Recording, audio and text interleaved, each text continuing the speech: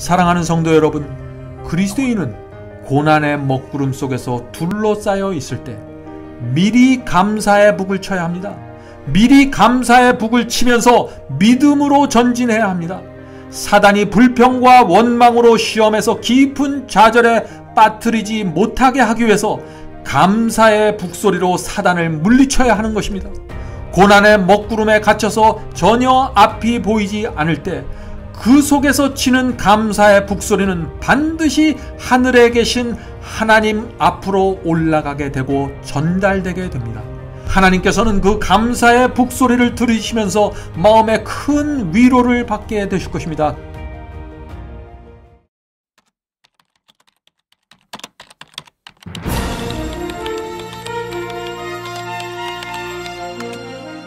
Last Mission Bible Study Series.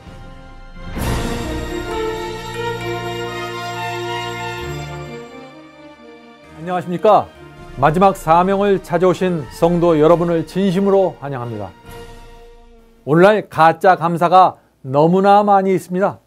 너무나 값싸고 감정적인 감사가 많기 때문에 성경이 말하는 감사가 정말 어떤 것인지 크게 혼돈되어 있는 것입니다.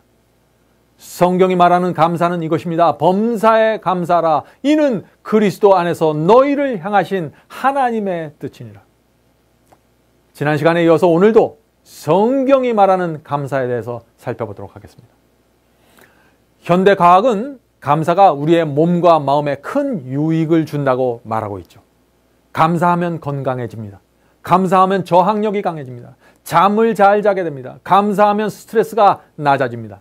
감사하면 혈압이 떨어집니다. 감사하면 오래 삽니다. 감사는 몸에 분명한 유익을 가져다 줍니다. 뿐만 아니라 감사는 우리의 정신과 마음에도 큰 유익을 미친다고 말합니다. 감사하면은 성격이 좋아집니다. 감사하면 행복해집니다. 우울증이 치료될 수 있습니다. 감사하는 사람은 치매 발병률도 낮아진다고 합니다. 감사하는 부부는 행복하게 살아갑니다. 이처럼 감사가 몸과 마음 모두 영향을 미치는 것은 우리에게 무엇을 말해줄까요? 하나님께서 우리 인간을 창조하실 때 우리를 감사하는 사람으로 창조하셨다는 사실을 말해주고 있는 것입니다.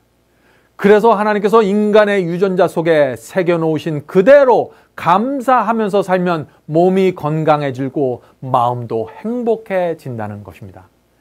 이것이 법이고 순리입니다. 그래서 사도 바울은 이렇게 말했던 것이죠. 범사에 감사하라. 이는 그리스도 안에서 너희를 향하신 하나님의 뜻이니라. 성도 여러분, 감사는 해도 되고 안 해도 되는 옵션이나 선택사항이 아닙니다. 감사는 하나님의 뜻이고 생명의 원칙입니다. 그런데 성경이 말하는 감사가 특별한 이유는요, 따로 있습니다. 여러분들 그 사실을 아십니까? 성경은 감사가 우리의 믿음과 구원에 깊이 연결되어 있음을 말하고 있습니다. 그래서 지금부터 이 중요한 문제에 대해서 좀 살펴보도록 하겠습니다. 우리 잠시 미국의 청교도 이야기를 살펴보도록 하겠습니다. 왜냐하면 우리가 그 청교도 이야기 속에서 성경이 말하는 감사가 어떤 것인지 그 실제적인 예를 우리가 살펴볼 수 있기 때문에 그런 것입니다. 1620년 신앙의 자유를 위해서 영국에서 메이플라워호가 146명을 싣고서 신대륙을 향해서 떠났습니다. 메이플라워호는 146명이 타기에는 너무나 작은 배였습니다. 항해 도중 그들은 극심한 기아와 질병에 시달렸습니다. 그들은 117간의 그 험난한 항해 끝에 신대륙 미국에 도착할 수 있었습니다. 그때가 1620년 12월 26일입니다. 크리스마스 바로 다음 날에 미국 동북부 플리머스 해안에 상륙하게 되었습니다. 그때는 혹독하게 추운 겨울이었습니다. 모든 것이 꽁꽁 얼어붙었습니다. 추위와 식량 부족으로 인해서 영양실조에 걸렸습니다. 많은 사람들이. 거기다가 또 전염병까지 돌아서 봄이 오기 전에, 그 이듬해 봄이 오기 전에 44명이 목숨을 잃어버렸습니다. 처음 출발했을 때 3분의 1에 가까운 사람들이 죽은 것입니다.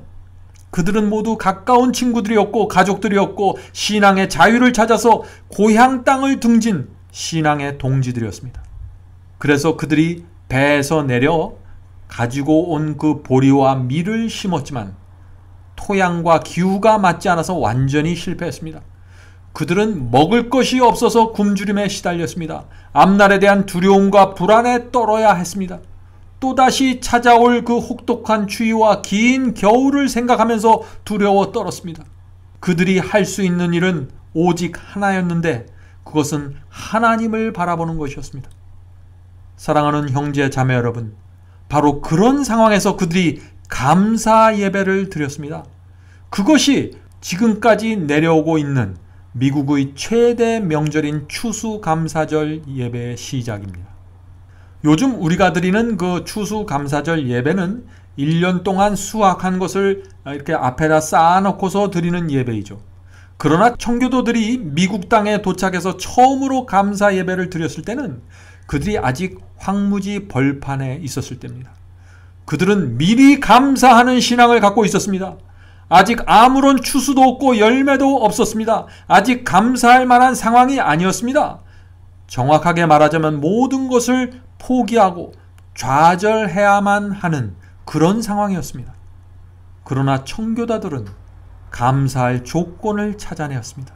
7가지 감사를 하나님께 그래서 드릴 수 있었습니다. 그들은 그들의 감사를 이렇게 표현했습니다. 제가 그것을 읽어드리겠습니다. 첫째 감사, 180톤밖에 안 되는 작은 배지만 배를 허락하신 주님께 감사합니다.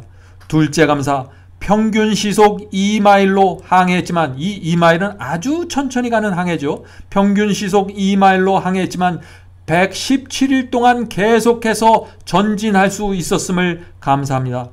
셋째 감사, 항해 중 2사람이 죽었지만 한 아이가 태어남을 감사합니다. 넷째 감사, 폭풍으로 큰 도시 부러졌지만 파손되지 않음을 감사합니다. 다섯째 감사, 여자들 몇 명이 심한 파도 속으로 휩쓸려 들어갔지만 모두 구출되었음을 감사합니다.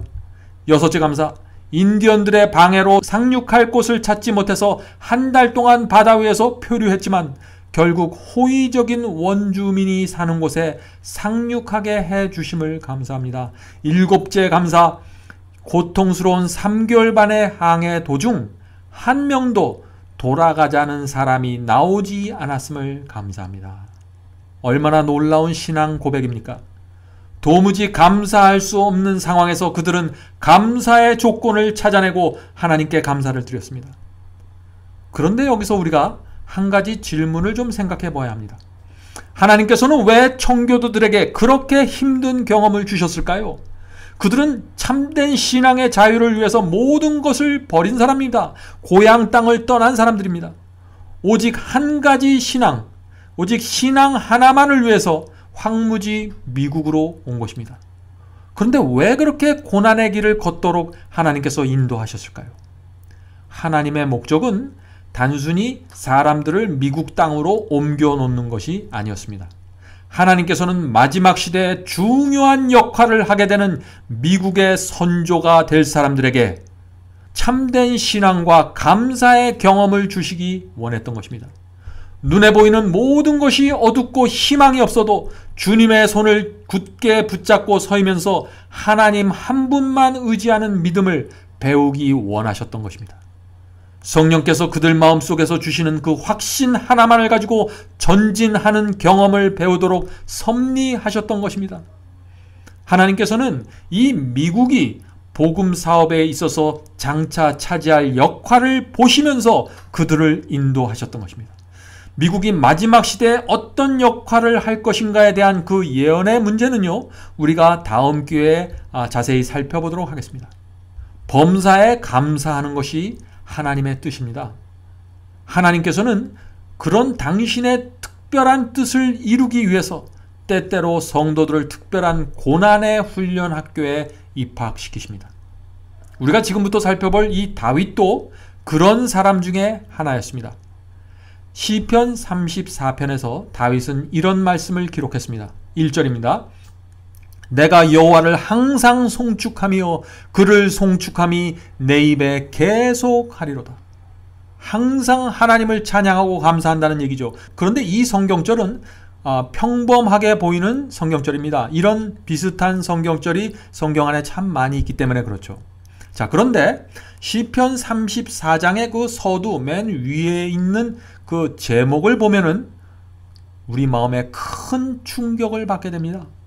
왜냐하면 제목이 이렇게 되어 있습니다.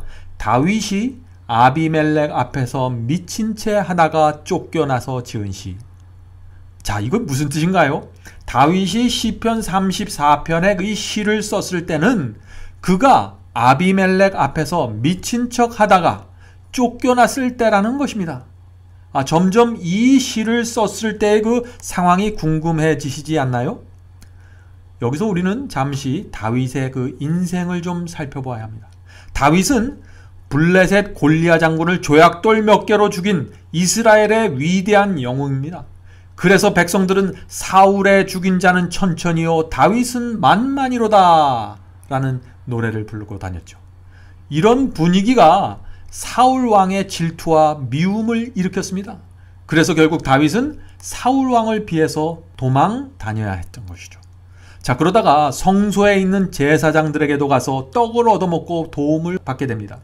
그렇지만 더 이상 이스라엘 땅에서는 다윗이 숨을 곳이 없었습니다. 그래서 다윗은 이스라엘을 떠날 수밖에 없게 됩니다. 자, 그런데 다윗이 이스라엘을 떠나서 도피했는데 어디로 갔을까요?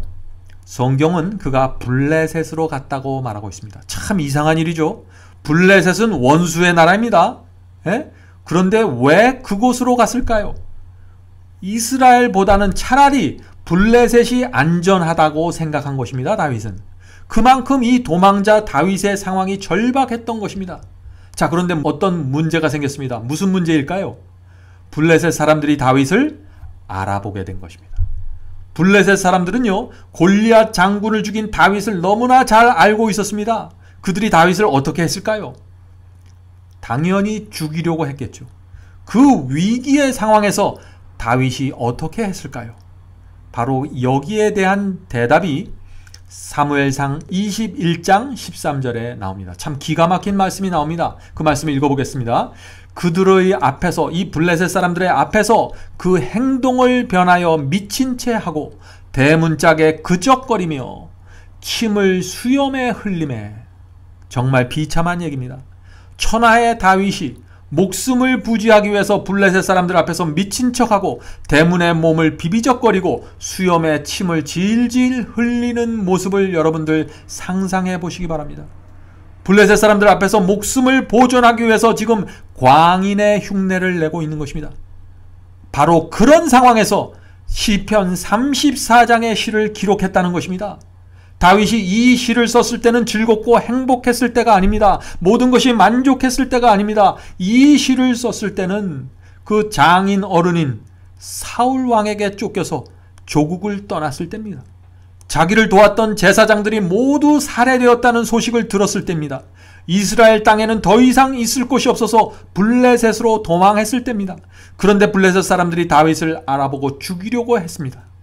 어쩔 수 없이 블레셋 사람들 앞에서 광인 행세를 하던 바로 그때 시편 34편을 썼다는 것입니다. 그런데 어떻게 썼나요? 제가 읽어드리겠습니다.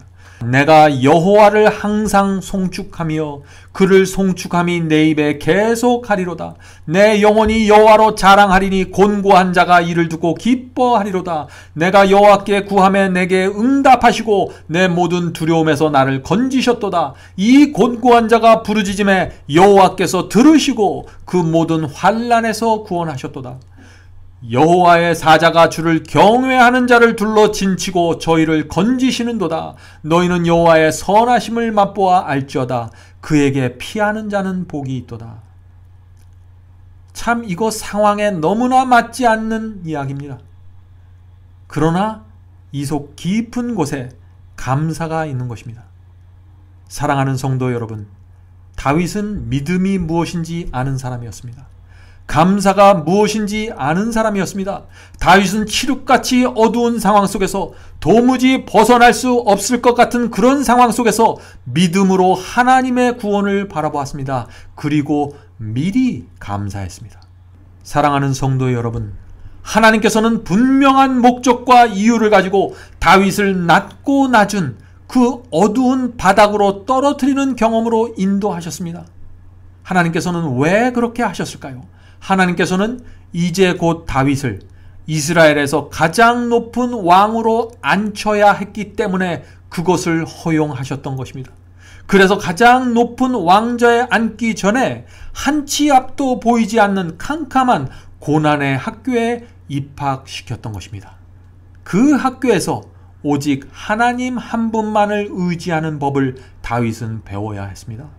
고난 속에서 미리 감사하는 신앙을 배워야 했던 것입니다. 그것이 하나님께서 높이 들어서 사용하는 종들은 반드시 배워야 할 경험이 되는 것입니다. 제가 참 좋아하고 존경하는 여집사님 한 분이 계십니다. 그분은 오랜 세월 동안 참 고난이 많은 삶을 살았습니다.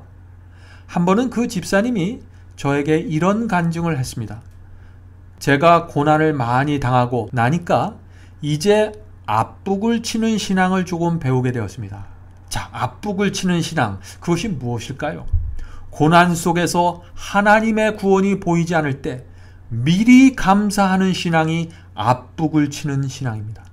많은 사람들이 힘들고 어려울 때 불평하고 원망하다가 고난이 다 지나가고 평화로워지면 그때 감사하고 행복해 하죠. 그것은 뒷북을 치는 신앙입니다. 앞북을 치는 신앙이 있고 뒷북을 치는 신앙이 있는 것입니다. 사랑하는 성도 여러분, 그리스도인은 고난의 먹구름 속에서 둘러싸여 있을 때 미리 감사의 북을 쳐야 합니다. 미리 감사의 북을 치면서 믿음으로 전진해야 합니다. 사단이 불평과 원망으로 시험에서 깊은 좌절에 빠뜨리지 못하게 하기 위해서 감사의 북소리로 사단을 물리쳐야 하는 것입니다. 고난의 먹구름에 갇혀서 전혀 앞이 보이지 않을 때 그 속에서 치는 감사의 북소리는 반드시 하늘에 계신 하나님 앞으로 올라가게 되고 전달되게 됩니다. 하나님께서는 그 감사의 북소리를 들으시면서 마음에 큰 위로를 받게 되실 것입니다. 그것이 바로 다윗의 신앙이었습니다. 그의 신앙은 앞북을 치는 신앙이었습니다. 시편 34장에서 다윗은 완전한 절망 가운데 있었죠. 그런 상황 속에서 여호와의 사자가 자신을 둘러 진치고 있다는 사실을 그는 보는 것처럼 말했습니다. 그것이 바로 7절에 있습니다. 여호와의 사자가 주를 경외하는 자를 둘러 진치고 저희를 건주시는도다. 그리고 8절에 이어서 하나님의 선하심이 전혀 보이지 않음에도 불구하고 이렇게 말하고 있는 것입니다. 너희는 여호와의 선하심을 맛보아 알지어다. 그에게 피하는 자는 복이 있도다. 이것이 미리 감사하는 신앙입니다. 미리 감사하는 신앙을 가져야만 사도 바울이 말씀하신 범사에 감사하라. 이는 그리스도 예수 안에서 너희를 향하신 하나님의 뜻이니라. 이 말씀이 이루어질 수 있는 것입니다. 사도 바울은 온 하늘이 우리를 지켜보고 있다고 말하고 있습니다. 고린도전서 4장 9절에 그 말씀이 있습니다. 우리는 세계 곧 천사와 사람에게 구경거리가 되었노라. 지금 온 하늘과 천사들이 무엇을 구경하고 있다는 것인가요? 고난이 올 때 고난 속에서 우리가 어떤 믿음을 지키고 있는 것을 내려다보고 있다는 것입니다. 고난 속에서도 우리가 여전히 하나님을 신뢰하고 감사하는가를 지켜보고 있다는 것입니다. 사단의 공격과 시험이 우리에게 다가올 때 그리스도의 피로 산 성도들이 여전히 감사하면서 하나님께 영광을 돌리고 있는지 지켜본다는 것입니다. 사랑하는 형제 자매 여러분, 고난 속에서 감사하기 위해서는 우리가 그 고난이 왜 오는지를 잘 이해해야 합니다. 우리의 눈을 가리고 있는 이 휘장을 걷어치워서 우리를 향한 하나님의 생각을 우리가 볼 수만 있다면 시련과 고난을 허락하신 하나님께 우리가 진심으로 감사하게 될 것입니다. 어떤 때는 우리의 기도가 응답되지 않는 것을 감사하게 될 것입니다. 왜냐하면 우리의 기도대로 응답 다 해주시고 나면 우리가 너무나 교만하고 건방져지게 될 것을 하나님께서 아시기 때문에 그런 것이죠. 하나님께서는 우리가 우리 자신을 아는 것보다 우리를 훨씬 더 정확하게 아십니다. 그분께서는 우리를 어떻게 훈련시켜야 이 세상에서 빛과 소금 같은 그러한 존재로 살아갈 수 있는지 아시는 것입니다. 어떤 종류의 고난을 허락하고 어떤 종류의 고통을 허락해야 우리가 순결한 믿음을 갖게 되는지 아시는 것입니다. 우리 속으로부터 더럽고 불순한 것이 어떻게 해야 빠져나갈 수 있는지 아시는 것입니다. 그러므로 시련과 고통은 하나님께서 택하신 훈련 방법이고 그것은 하나님께서 정하신 성공의 조건입니다.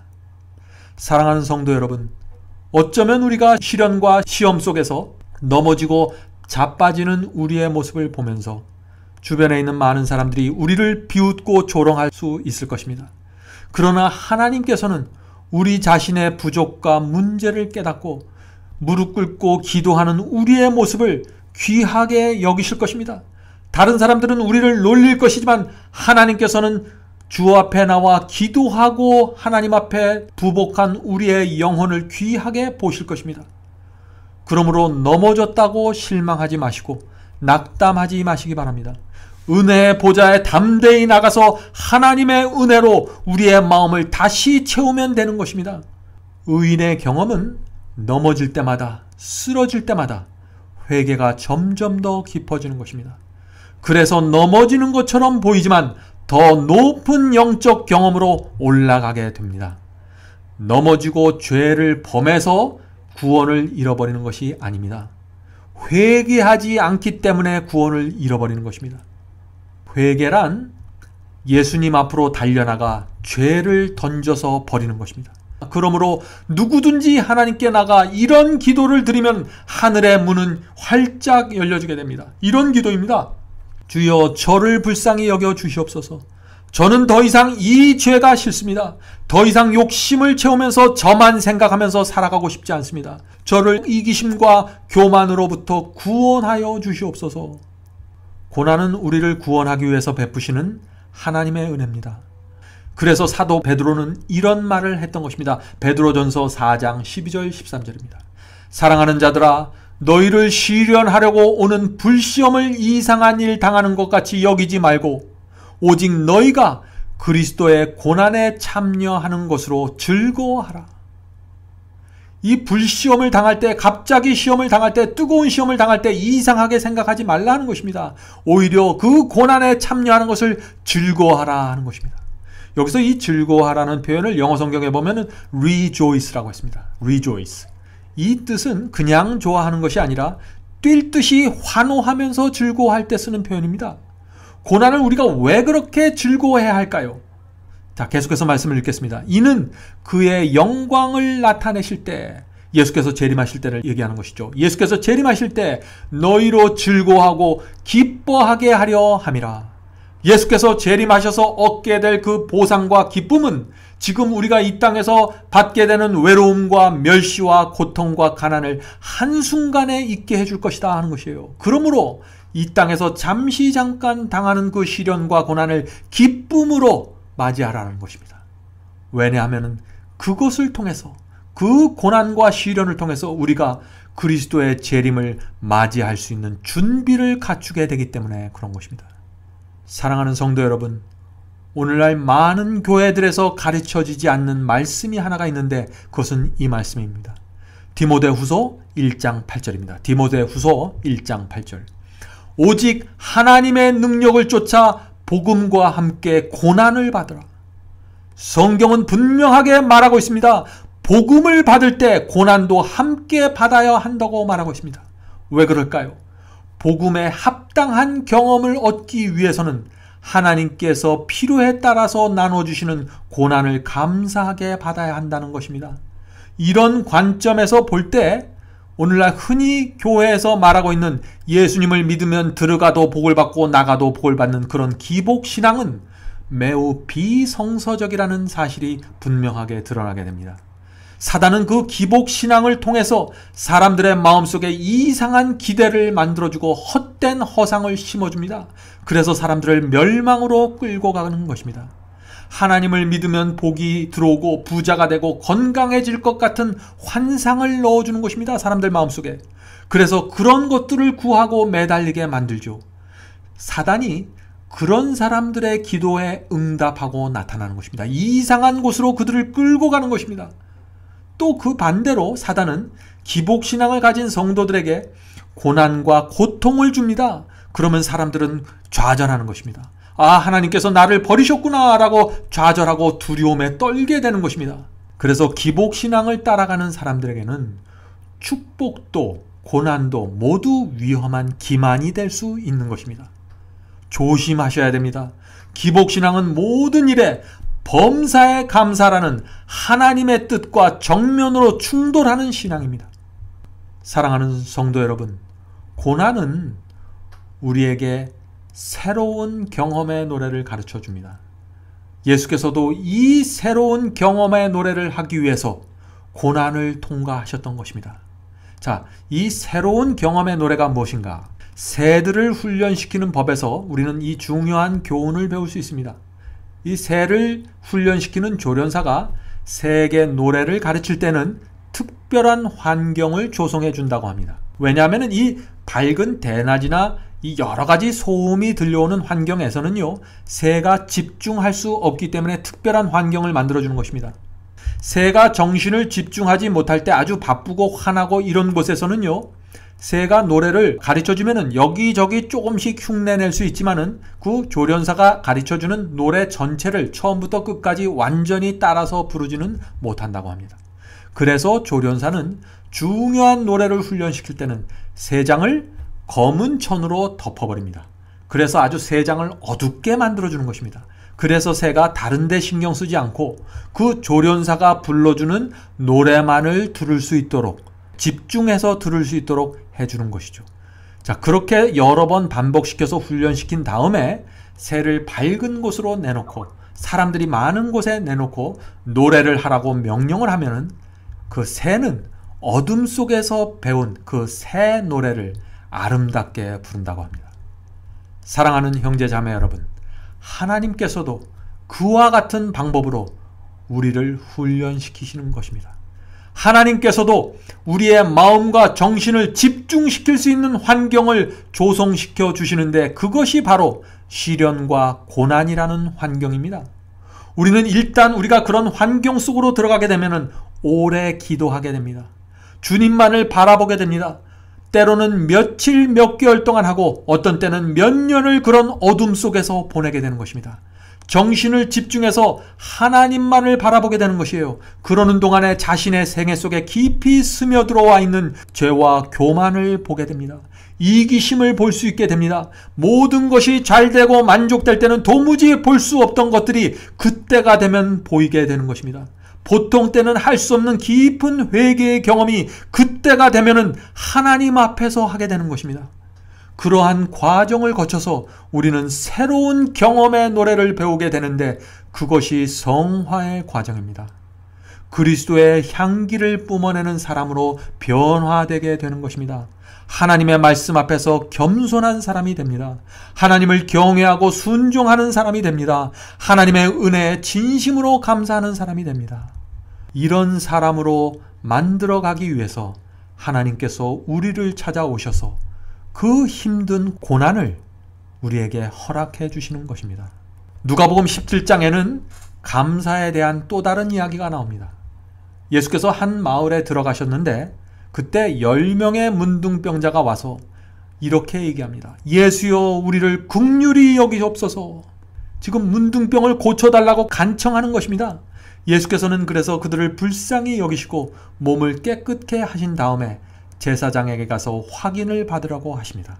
그런데 10명 중에서, 그 문둥병을 걸린 10명 중에서 한 사람만 돌아오게 됩니다. 그래서 그 한 사람이 예수님의 발 앞에 엎드려서 하나님께 영광을 돌리면서 감사하는 말을 합니다. 그때 예수께서 이렇게 말씀하십니다. 누가복음 17장 17절부터 18절입니다. 가라사대 10사람이 다 깨끗함을 받지 아니하였느냐? 그 아홉은 어디 있느냐? 이 이방인 외에 하나님께 영광을 돌리러 돌아온 자가 없느냐 하시고, 이 말씀을 하시는 예수님의 심정이 무엇일까요? 실망일까요? 섭섭함일까요? 예수께서는 10명이 치료를 받았는데 왜 9사람은 어디에 가고 한 사람만 와서 감사를 표현하냐고 물으시는 것입니다. 어떻게 그럴 수 있냐는 말입니다. 그리고 이어서 예수께서 중요한 말씀을 하십니다. 19절에 그 말씀이 있습니다. 이 말씀 잘 들어보시기 바랍니다. 그에게 이르시되 일어나 가라. 내 믿음이 너를 구원하였느니라 하시더라. 예수께서 지금 무엇을 말씀하고 계십니까? 왜 한 사람만 돌아와서 감사를 표하느냐고 하시면서 그것을 믿음과 구원으로 직접 연결시키셨습니다. 내 믿음이 너를 구원하였느니라. 사랑하는 성도 여러분, 감사는 믿음입니다. 그리고 그것은 구원과 연결됩니다. 그래서 성경은 감사와 믿음을 동일시하는 것입니다. 감사하지 않는 것은 믿음이 없다는 것이고, 믿음이 없는 것은 구원받지 못했음을 뜻하는 것입니다. 자, 여기에 또 우리가 한 가지 질문이 있을 수 있죠. 고칠 수 없는 문둥병이 나았는데 왜 9명은 예수께 와서 감사를 표하지 않았을까요? 그들이 예수께 원했던 것은 육신의 치료였기 때문에 그런 것입니다.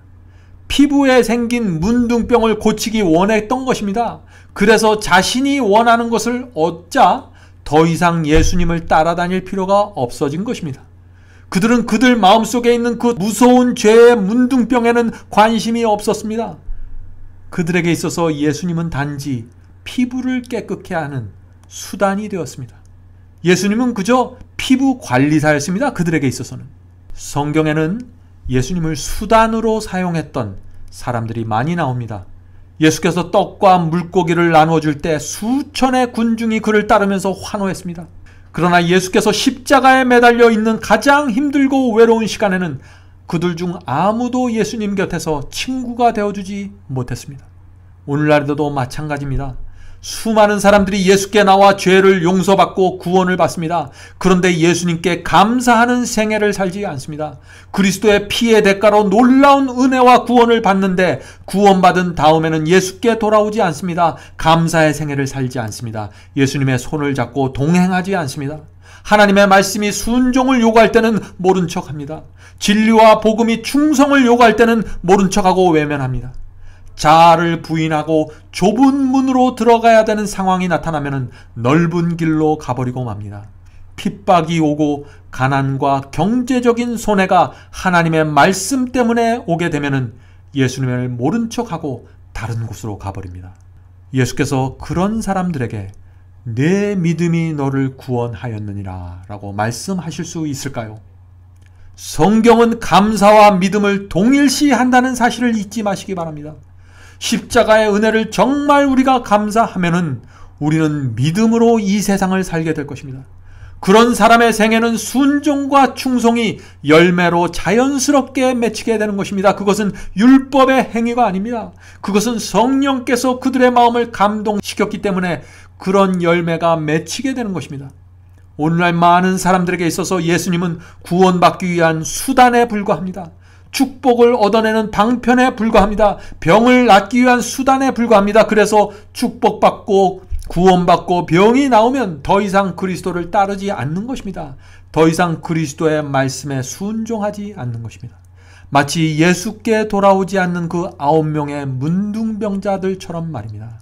그런 사람들은 마음속에 있는 그 죄의 문둥병이 치유받지 못하게 되는 것입니다.